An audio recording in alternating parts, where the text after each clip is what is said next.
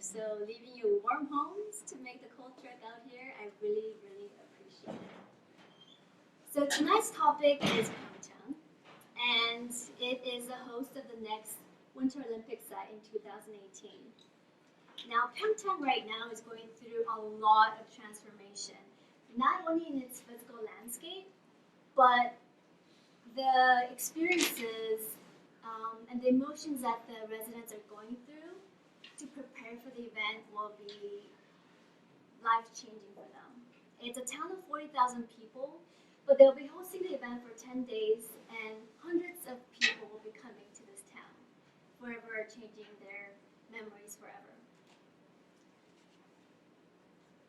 Now, I think it's important to talk about Olympics a little bit because it is such a contentious topic these days.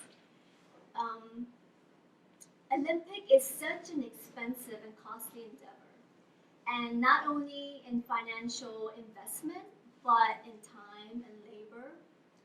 And people are now questioning what benefits does it really bring when you spend so much effort into organizing such a big international event. Now, it wasn't always a contentious topic.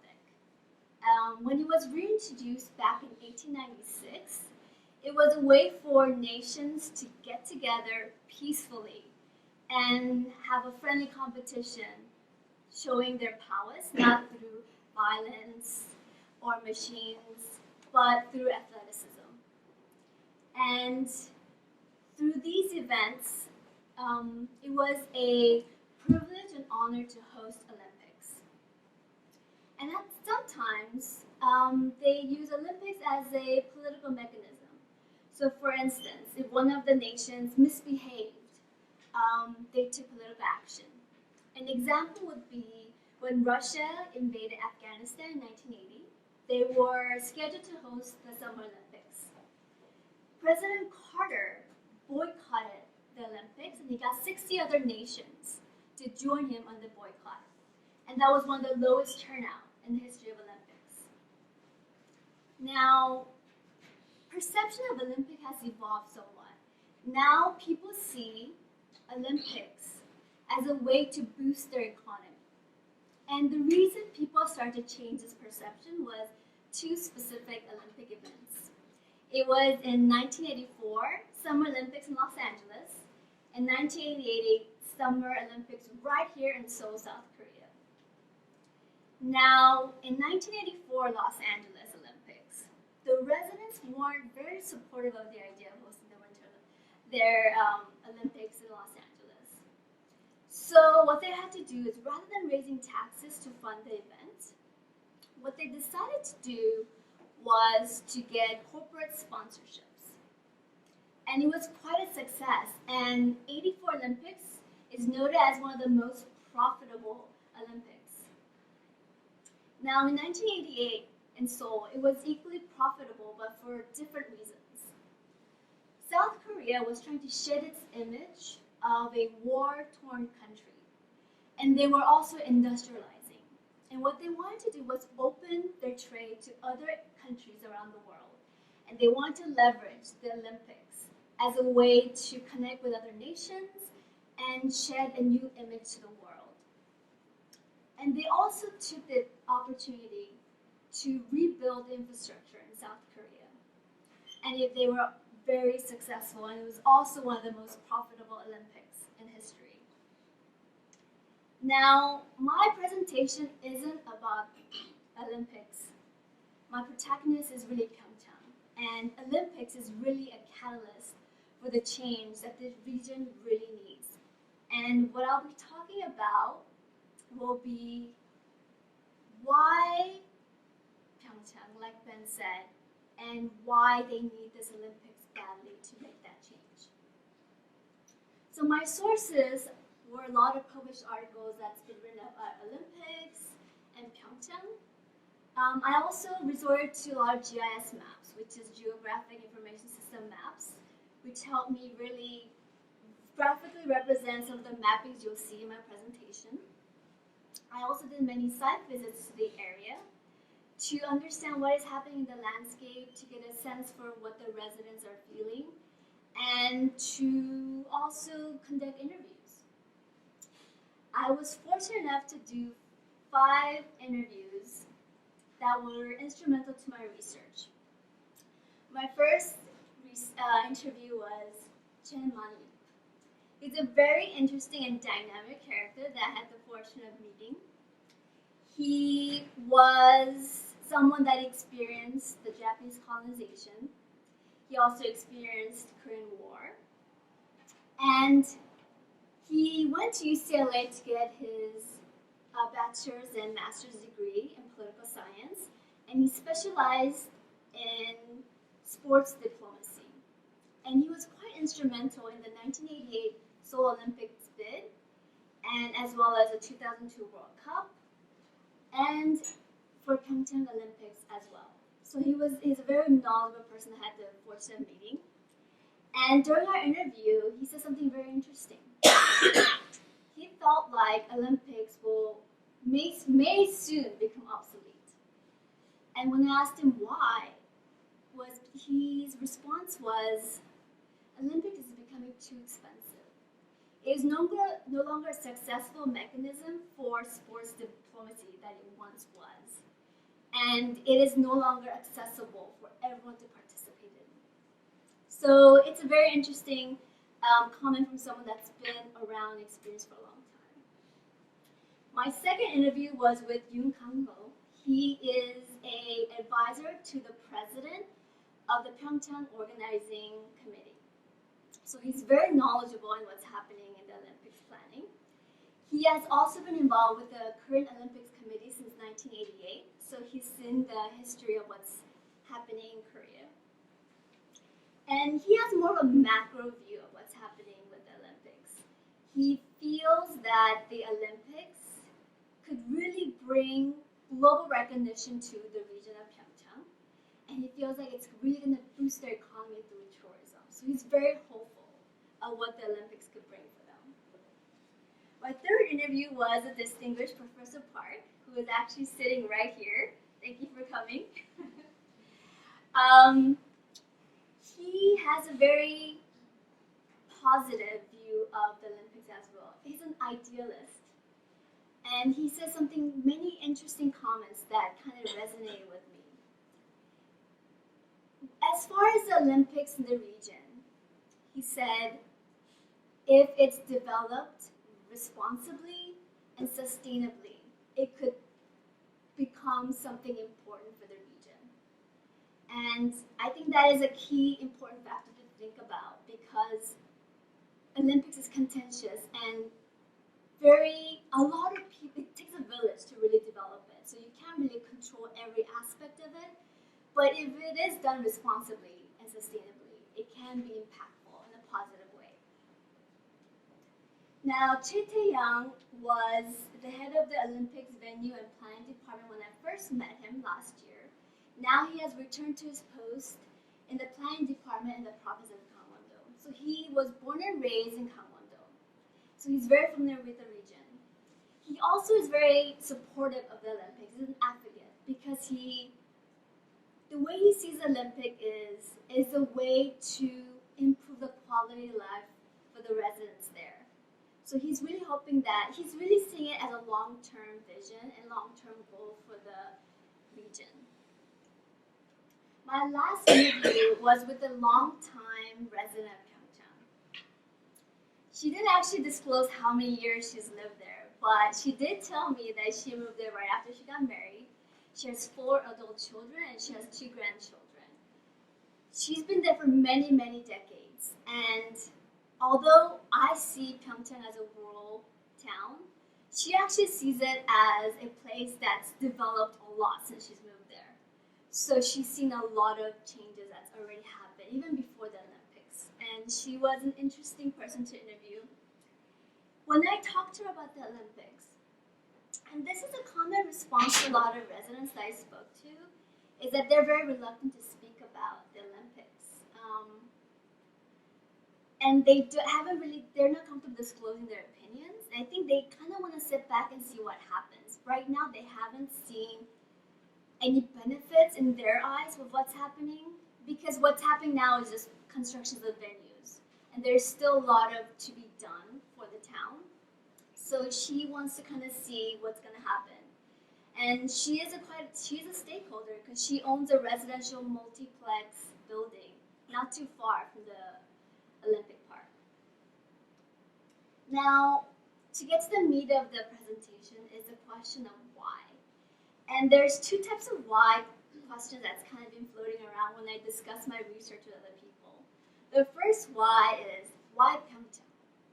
Why would the International Olympic Committee, the IOC, select Pyeongchang as the next Winter Olympics destination?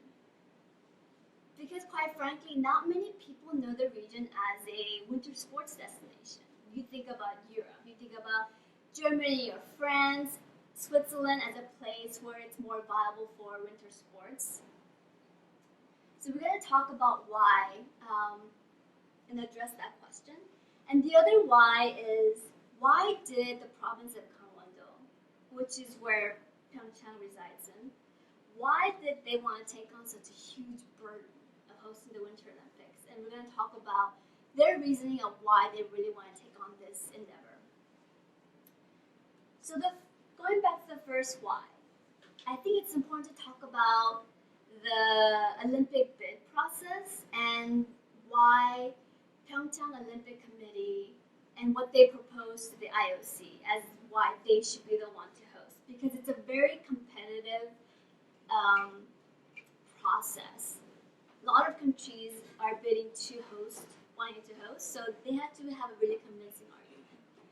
And the first argument they made was, Asia is historically underrepresented. And what I mean by that is, not only there are very few winter sports athletes from Asia, but historically, Olympics hasn't really been hosted in Asian countries. When you look at the chart, the history of Olympics that's been hosted, over 80% has been in the Western Hemisphere.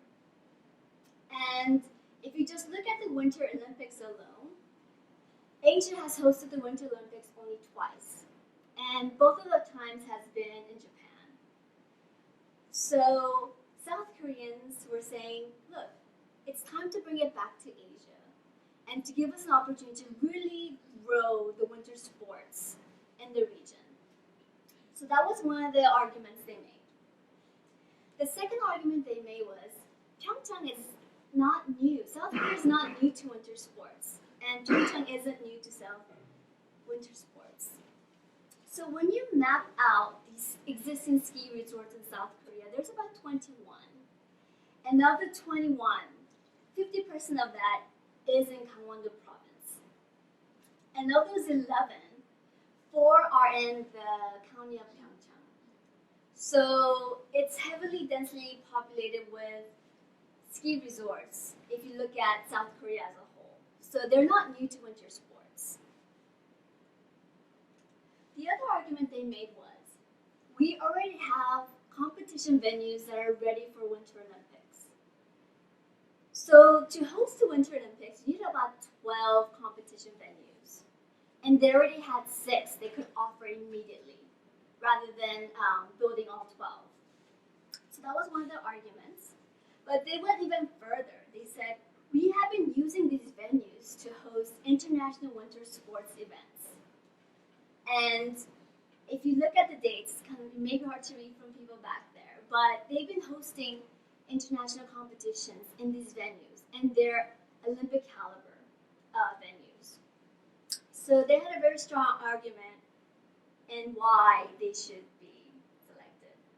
They also mentioned existing infrastructure that was already built out. They have a expressway that connects from Incheon Airport all the way to the Olympic venues. It takes about 2.5 hours to get there, and it seems like long, but if you know the history of other Winter Olympic sites, it's not very long. For instance, in Japan, to get to their sites, you have to fly to Tokyo, take the train to the nearest town, and then drive in more. So it was very difficult to get to different resorts when Japan was hosting it. So they were talking about easy accessibility. They also proposed a high-speed rail. And their proposal was it would take 90 minutes from starting point of Incheon to the Olympic venues, and it'll only take an hour and a half to get there, reducing the duration by an hour. They also said that all the venues they're going to put together, it is a very compact venue plan, and everything would be accessible within 30 minutes. And that also is quite an ambitious proposal because even Park City, when I visited, to get to different resorts, it's not an easy way to get to different resorts from Salt Lake City to Park City and to get around. So proposing such a compact venue plan will make visitors easier to go to different events. Now, another reason they said that why they should be hosting it is because they had a very strong regional and national support at the time of the bid. And this is very important for IOC because they don't want Winter Olympics to be happening in a place where the locals don't want it and the national government isn't ready to support it. So July 7th was a day that the Olympic bid when it was announced, and this is a video clip of the response. The International Olympic Committee has the honor of announcing that the 23rd Olympic Winter Games in 2018 are awarded to the city of Envelopes, please. Pyeongchang.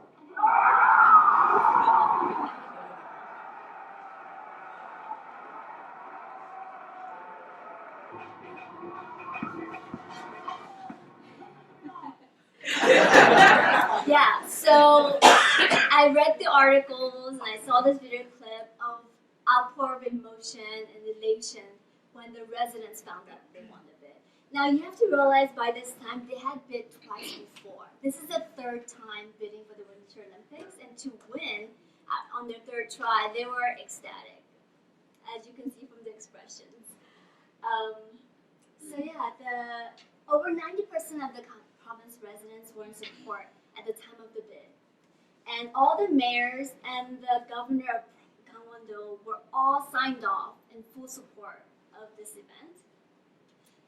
And there was also very strong support from national figures and corporations. So the bottom image consists of some of the Olympic bid committee members. The very first figure is then President of South Korea. He was part of the Olympic bid process, a heavy supporter. The third figure, the woman, obviously needs no introduction, but her name is Kim Yoona. She is a figure skating champion. She won the gold medal in Vancouver, she won the silver in Sochi, and she was very instrumental in trying to persuade the IOC why she come to Pyeongchang. And then we have other leadership positions in the bidding committee. Now, when you see these leadership position members, you also realize they are heavily tied to the multinational corporations that are based out of Seoul. So the bottom left, he's a CEO of Samsung. He's also a member of the IOC, and he was brought in to convince other IOC members to vote for Pyeongchang. Person in the center, right next to the president, is a CEO of Korean Airlines. He was the head of the bidding committee. And at the very end, he's the president of the Korean Olympics Committee. And he's also the CEO of Doosan, which is also one of the Daewoo companies in Korea. So IOC was very confident that since they had both the resident support as well as financial, where they're expecting financial support from the corporation, that they feel very confident and comfortable giving the bid to Pyeongchang. And so the final vote tally went to Pyeongchang, 63 out of 95 votes. It was the most decisive victory in Olympic bid history. So they made a very convincing argument, and obviously Pyeongchang won the bid to host for 2018 Winter Olympics. Now the second why deals with why the province really wanted to take on this huge undertaking. The first was the infrastructure. Everyone really talks about Gangwon-do as the least developed province. And I don't think that's something that's new to people familiar with the region. And there's a few reasons why it's least developed. One is the fact that it's literally very few developments because it's 80% mountainous. And many of the forests are actually protected from development, so it is very difficult to develop, as well as challenging and expensive to build up infrastructure, unless something like the Olympics could really become a catalyst for starting the infrastructure build out. These are some of the images of the townscape not too far from the Olympic Park. Now, the upper left is a bus terminal of if people choose to go to Olympics riding the bus. This is where they will be actually landing or entering to. I was surprised, and I wanted to capture that to give people some perception of what that town is like. And then the upper right is a streetscape of one of the streets off the main square.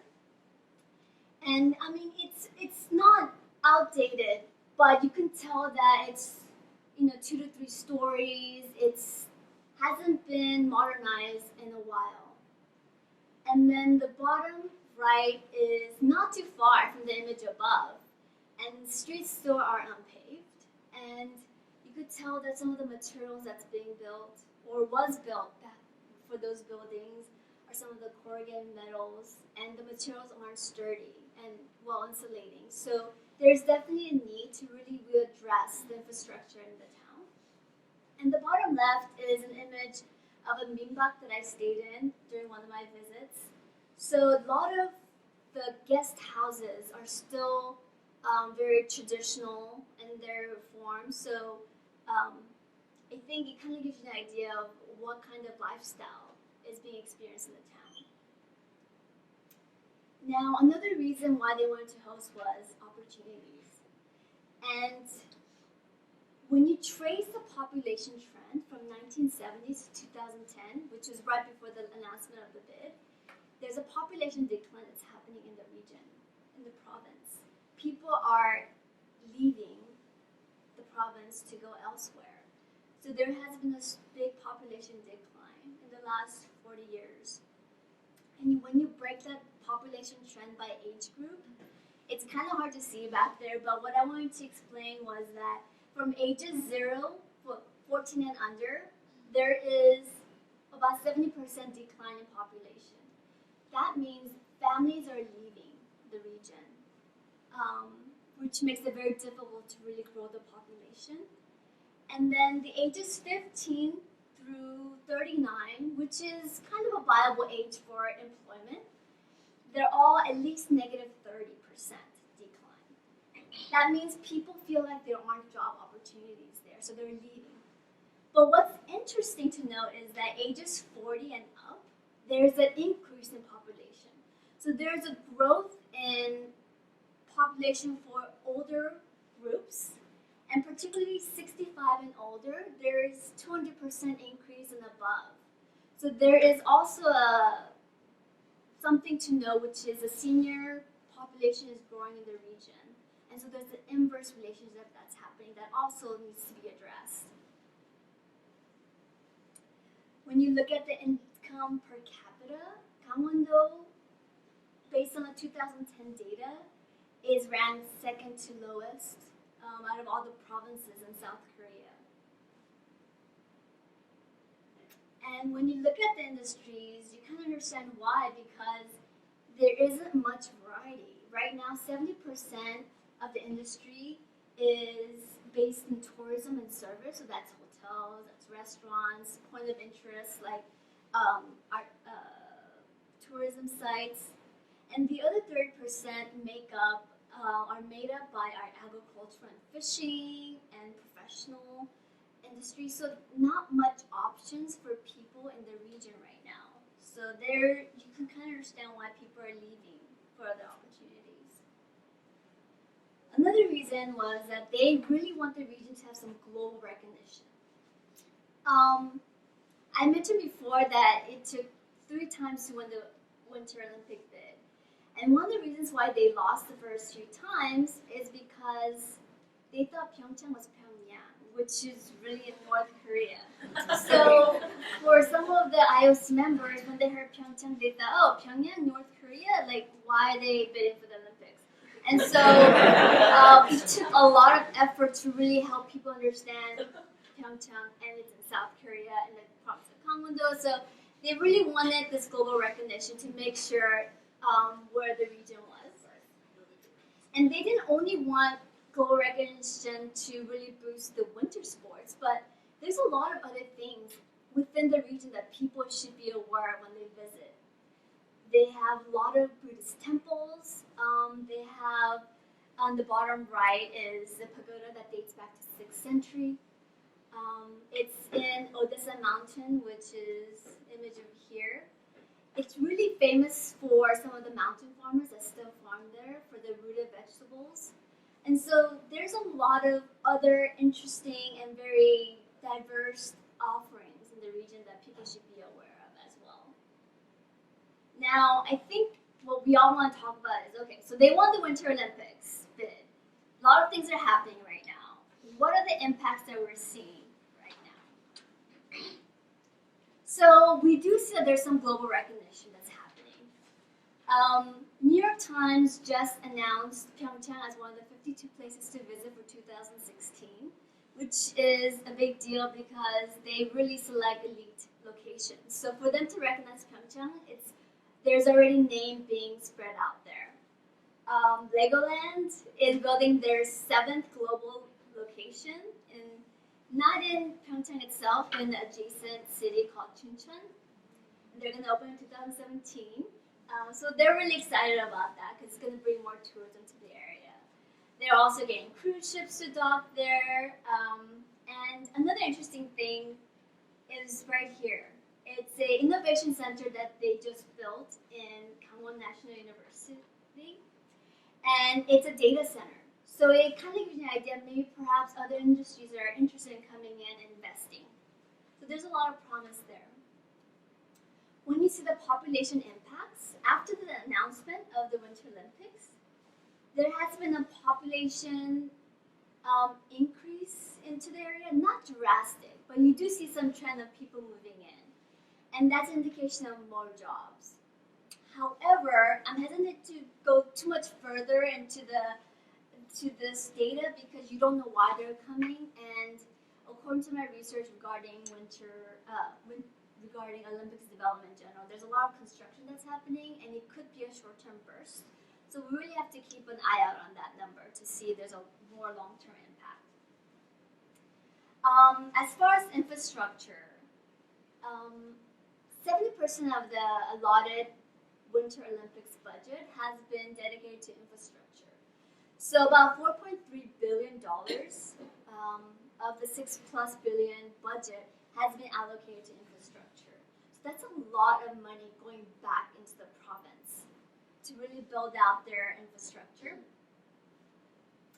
And part of that is being allocated to the different transportation that we discussed earlier, the high-speed rail, and 2 additional expressways, the highways that's going to connect better between east and west. That's lacking right now. And these are some of the images I took when I was in the region. So you can't help but notice there's construction going on everywhere near the Olympic site. Over here is the construction of just one of the many venues that are going to be built out in the Gangwon area. And this is another resort that's being built out not too far from the Olympic Stadium. This is a high-speed rail. It hasn't quite finished because that's the tunnel and there's a gap right now. But definitely a lot of activity going on regarding infrastructure. But then I wonder, is there too much infrastructure? Because if you look at their population in comparison to other provinces, it is the least densely populated province out of all the provinces. Although Gangwon-do covers about 70% of the land within South Korea, it has 3% of the country's population. So I'm wondering, can that money be allocated in other areas like education or so forth, rather than just infrastructure? But in the flip side of that coin, maybe if they build up the infrastructure, other things will come in. So you can't really, it's a difficult position to take, but it's things to think about. There's also environmental impacts to consider as well. There has been a very controversial discussion for about 2 to 3 years regarding this one mountain, Mount Karingwang. And it is known as a virgin forest. They have 500-year-old trees. It's been government protected for a long time, but part of that was lifted by the government to allow for Olympic infrastructure build out. And what they did was they cut down about 5,000 trees. This is an image of the forested area. You can see how densely it was populated. But they had to cut down about 5,000 trees to make way for one of the alpine events that's going to be happening for 3 days. And what the Olympic Organizing Committee promised was to relocate those trees elsewhere. But that is, we know in actuality, that's a very difficult task to promise. And once the soil is disrupted, it's never the same again. It's not the virgin soil. And so this bottom image is what happened after the trees were cut down. So definitely there is environmental impacts that have some negative results for the Winter Olympics. There's also community impacts. A lot of the farmers were displaced to make way for some of the venues. This is one of the images. This is when it came in June of 2014. There were farmers right here farming with the tarp. Maybe had the tarp covered over it.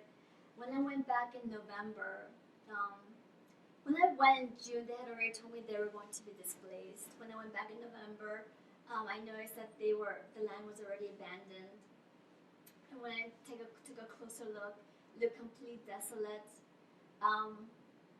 But yet this area hasn't been developed, so it's almost like they displaced the farmers, but nothing's happening. So it's understandable why the community is kind of frustrated with what's happening right now. When you look at the quality of life impacts, there has been an sorry, you can't see the numbers, but there has been an improvement since 2010. This is where the number was. It's about 12 million won, which is about $12,000. But it increased to about $14,000 in 2014. But when you compare that with the other province, they're still ranked in the bottom second. So I'm not sure if the Olympic has really taken effect as far as the quality of life yet. So it's something to be still seen. Another thing I noticed in the community is that I feel like they're losing confidence in the Olympic build-out as far as the immediate residents, because there were some banners that were placed in an area where the opening and closing ceremonies to take place. So basically, the translation said that they're destroying the training facility, which is this is what they're talking about, without giving an alternative. So the opening and closing ceremony is supposed to happen here, but it's a temporary build-out. So the residents are really unsure what's going to happen to this training facility afterwards, and there's going to be disruptions obviously during that preparation. So they feel like they're losing a lot, and there's similar banners being placed around where they show that they're very frustrated and disappointed with what's happening right now. So that's where I am right now in my research. I really needed some time to collect the background information of why and address the question of why. And then I'm at a point where I'm trying to dive a little deeper. And some of the things I want to explore in my upcoming research, the next phase of my research is to really address some of the questions that came out of this earlier part. So I think those kind of answers will be provided in April when we have the second set of presentation. But I hope you got something out of this presentation, and if you have any questions, please let me know.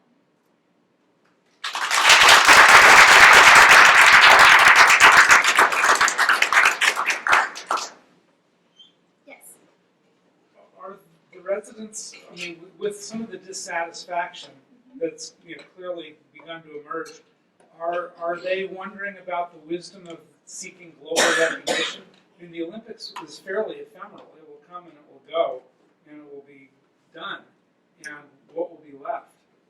Well, I think that's why. I mean, I think sometimes you want to see results now, and they were hoping that some of the infrastructure would come their way in their part where they live. But right now, what I've seen as far as infrastructure build out, the resorts have been further away from where the local residents actually live, and the improvements have been near where the resorts are. So they feel like, well, they're questioning what's going to happen to us, what are we going to see out of this, we're paying the taxes for this.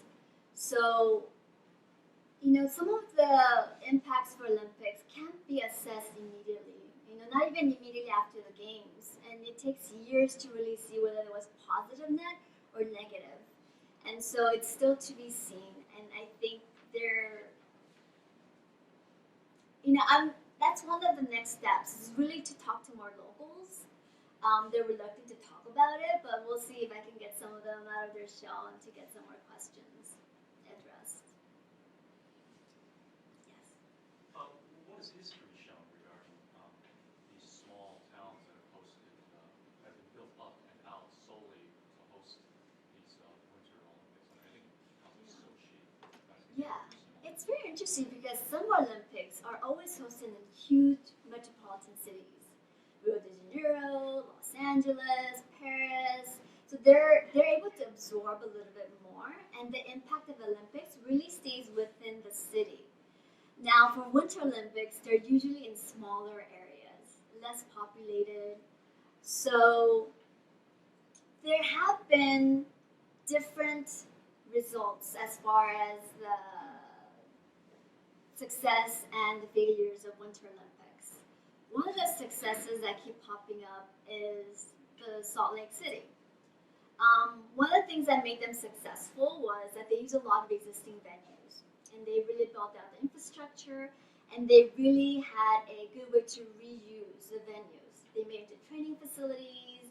They found ways to use it in other seasons, so have year-round use.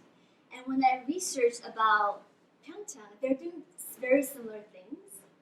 They are reusing the venues. They are using existing venues, and they have ways to use it year-round. There's some summer events that water parks around the area. Obviously, there's Legoland. There's other ways that they've been trying to really reuse it. Some venues are actually being dismantled and relocated elsewhere so that other regions could actually use it. So, so there's some similarities between the planning that's happening in Pyeongchang and Salt Lake City. So there could be a promise of something positive coming out of this Olympics.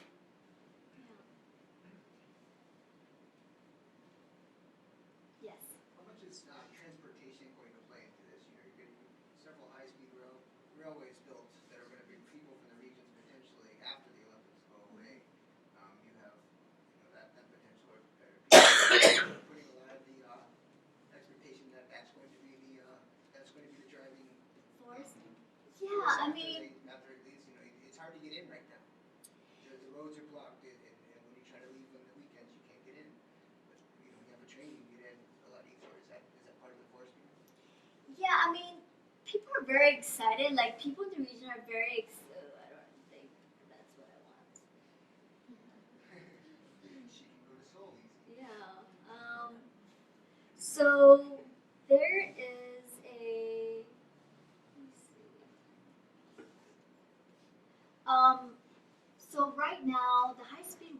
family goes to a city called Wonju, and Wonju is in Gangwon-do, but the high-speed rail will connect Wonju to all the way to the coastal area. So people are very excited that they can actually go from Seoul all the way to the coast, which doesn't exist now.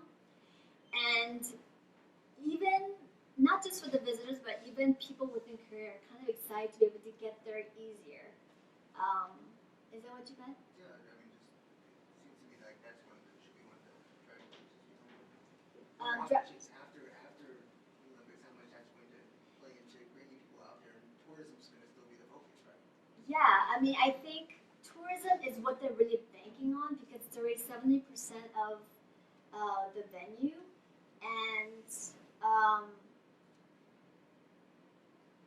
because they're already having they generate so much revenue from tourism, they really want to. Sorry, I'm trying to get to that. I guess. Yeah, they really want to really invest in more of tourism, and I think that's what they really want to focus on. And another thing to really think about is even though it brings more tourism, it could also make commuting easier. So jobs and other opportunities, since it's a lower cost of living, industries might actually move out there because now it's much easier to get between the different areas within the province. So yeah, that's a really good point. And with the aging population, I'm just thinking the aging population, people are moving, though for places in Seoul, they're moving now. That's why you see probably all. That's a really, really good point. Like kind of like Florida. Yeah. No, it makes a lot like Arizona. Yeah, it makes a lot of sense. Yes. How does the Pyeongchang community feel about like the destruction of the natural landscape? That's a really good question. So when I spoke in one of my interviews, when I spoke with the city planner, when I read the newspaper articles about it before I came here, there was protests about it, and it was by organizations like environmentalists. When I spoke to the planner, what he told me was that those townspeople actually wanted that development to happen because that meant, because I was mentioning earlier how it's protected, so you can't develop, and they really want to make certain areas kind of like the Swiss Alps, right? Like nestled in the forest, trees, and they can't do that with the government protection. When that happened, they actually kind of were, I wouldn't want to say happy, but it kind of opened up opportunities for the region to build a little bit because they couldn't do that before. And so I think there is very polarized groups. One, it's like, you can't get these trees back. It's 500 years old. It's some of the species you don't see anymore, but some of the townspeople see an economic opportunity. So I was told that people that actually live around the town wanted it to happen. Yes, sorry. Hasn't there been pressure on the government to develop the other provinces? Usually they've been neglected at the cost of Seoul getting all the investment. Mm-hmm. The KTX, when it opened up, it promised more development for Gyeongsang-do and Cheollangam-do. Wouldn't that help relieve some of that pressure on the government to develop? I mean the investment in the Winter Olympics. You mean even before they bid? Or after the bid was, after they won the bid, instead of the government going in there and slowly developing it on its own without the Olympic Games. I'm not sure if I'm following. Traditionally, a lot of provinces in the countrysides have criticized the government for not developing them enough. Mm-hmm. They've been much more neglected compared to Seoul, like Gyeongsang-do and Cheollangam-do, for example. They usually don't get much attention, even though they have a lot of potential for development. And I'm just wondering if it's the same for the area for the Winter Olympics. Would local governments there, wouldn't they be happy to get that investment and potential for accelerated development? Oh, in the Gangwon area because of the Olympics? So, yes. I mean, the planner that I spoke to obviously works for the government, and he's very excited about what it could do for the community. So, yes, I think there are people that see a very macro view of what Olympics could be, and I think people that are not involved with the planning or part of the long-term vision plan may not quite be on the same page, perhaps. But there was some conflict earlier on, even with the governing bodies, like the mayors that signed off. Well, obviously there's elections, so people switch. But some of the cities were opposing Olympics after they won the bid because of the increase in cost, because the budget increased so much, and that meant more money they had to pay. So there was some pushback, but from what I understand is, of the budget that's all allotted, 70% comes from the national government and 30% from the province. So there is more money being funded by the national government. But Gangwon-do, as you can see, is not the most prosperous of all the provinces. So 30% is still a lot for them to fork over. So yeah, I think they are excited about the future, but they're struggling now, and they're trying to stay on board and be optimistic about what it could be. Side question: Is it a coincidence that Incheon is developing phase 2 of the airport in time for the Winter Olympics, or is that part of a master plan? You know about that? Good question. I always think, because of my architecture background, I took some planning classes. I want to say yes, it is part of the, but I don't have the numbers, the facts to back it up. But for such a big international event, they usually have a lot of people involved in the planning process, and usually they anticipate when the big influx of visitors do come in. So I do have a feeling that that's part of the anticipation of the Winter Olympics. That seems to imply that there will be sustained investment in long-term growth of Pyeongchang simply because of the expected supply of tourism after 2018. Yeah, Discussing. I think that's a very good point. And but one of the concerns I have is putting all the eggs in one basket, like tourism, because when there's a fall in the economy. When I took my honeymoon, it was at the economic downturn, and the hotels were practically empty. People don't travel and they don't spend money. So as long as the economy stays positive, I think there is a lot of promise when it comes to investing in tourism. But when there's a downturn, when you put all the eggs in one basket, it could be a difficult thing. Yeah. Sorry, in the back. Yes. Thanks, Young-Ju. Two questions. First, it seems like you've had some surprising findings. Like maybe when you first arrived, you were, I remember talking with you a few months ago, you seemed maybe a little bit more negative about, the implications of this, and tonight's presentation seemed more hopeful to me. So I was wondering if you could just say a little bit about whether your own perceptions have changed based on your direct experience of being here and interviewing folks. And then a second question is just, have you noticed any obviously the world is more familiar with Korean culture today, I think on a number of levels, mainly pop culture, than it was in 1988 for the Summer Olympics. And I'm wondering if there have been any efforts to draw direct connections between K-pop and broader popular culture phenomena and the promotion of the Olympics. That's a very good question.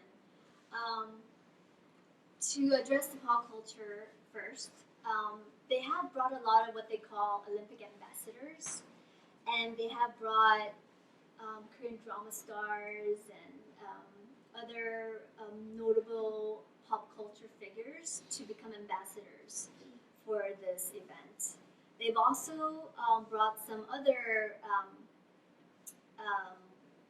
athletes from previous Winter Olympics to also promote not only Korean athletes but other global names.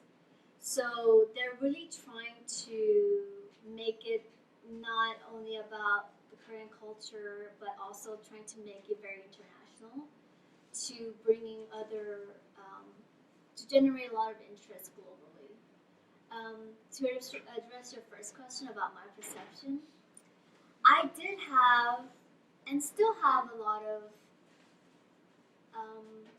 skepticism about just large international sports events in general.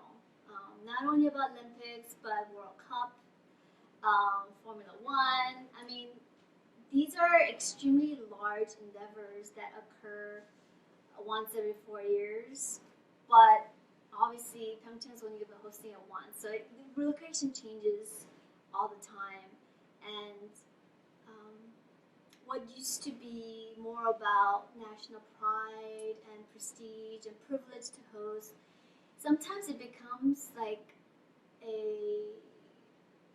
Beijing Summer Olympics. It was like showy, it's kind of like coming out party, and sometimes that money could be invested in other things that could have more of a long-lasting and important impact to the community, like education, things like that. So I do hope that,